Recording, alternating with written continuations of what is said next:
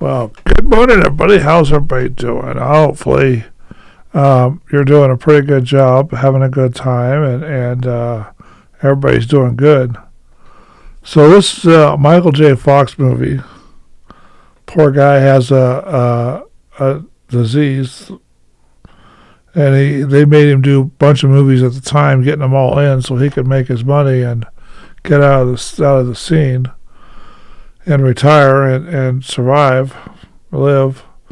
But this is Michael J. Fox movie. It's For Love or Money, and it came out in 1993. I know most people are going to stop watching by now, but you should hear this one out. Because this one is Michael J. Fox as a bellhop.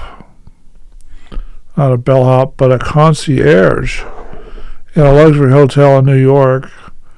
And he's got, it's a Bradbury, and he's got lots of responsibilities there. He's running all over the place, conning customers, conning guests, and the staff, and the pawn shop down the street, and all kinds of fun stuff. They get all kinds. Making all kinds of money, head over fist, with all these side cons that he's got going on, and meanwhile he's got an apartment.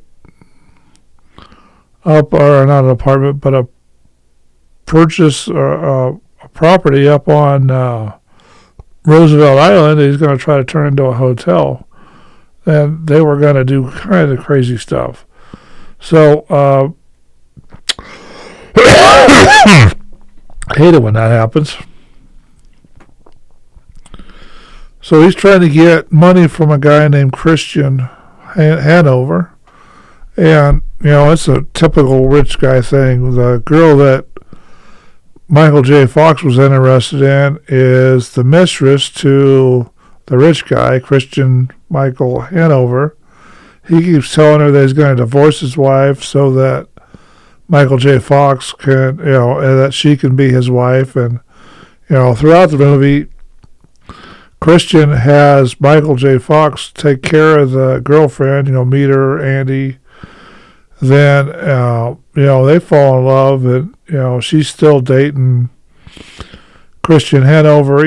It's one of those boy meets girl, girls with rich guy type of movies or type of life situations. It's been going on for years, but, women are that way, always wanting the money, the best thing they can get, but it's really causing a problem with what's going on now, but we got that for another channel. That's over on Rumble. You have to find it for yourselves. I'm not even going to tell YouTube where it's at. But yeah, there's all kinds of funny things there going on. Michael J. Fox tells her once that he's pining up at his mansion because his wife left and they were throwing a party, so he had to pull in some favors and get there to the mansion before Andy did, and he had to head her off the pass, and all kinds of fun stuff that went on there, and it just turned out to be a really, really good movie when it come down to it.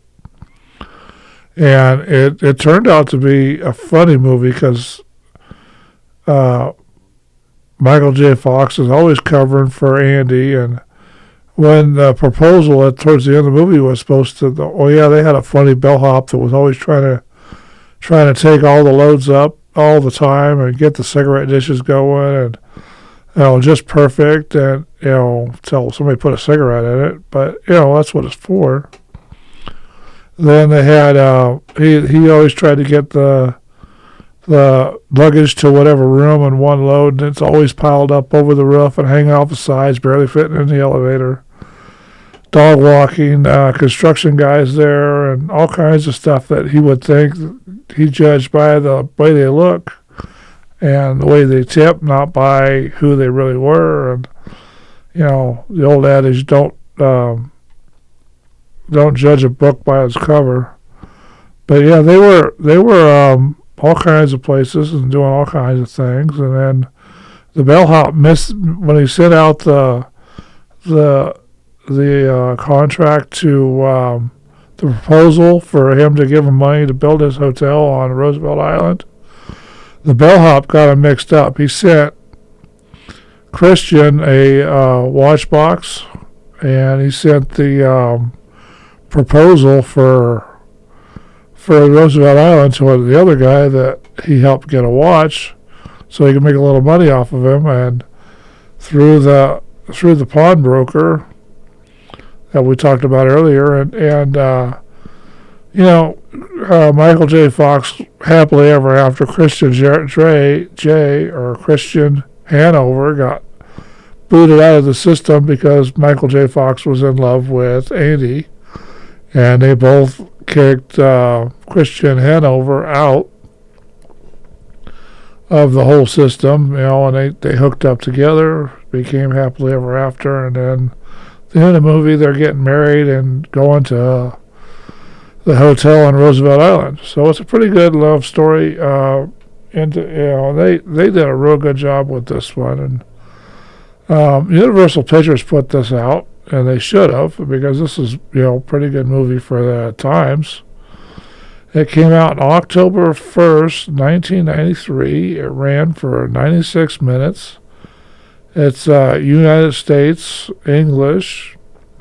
They spent $30 million onto this thing, and the box office made, 11.146.27. Wow, that's a lot of damn money.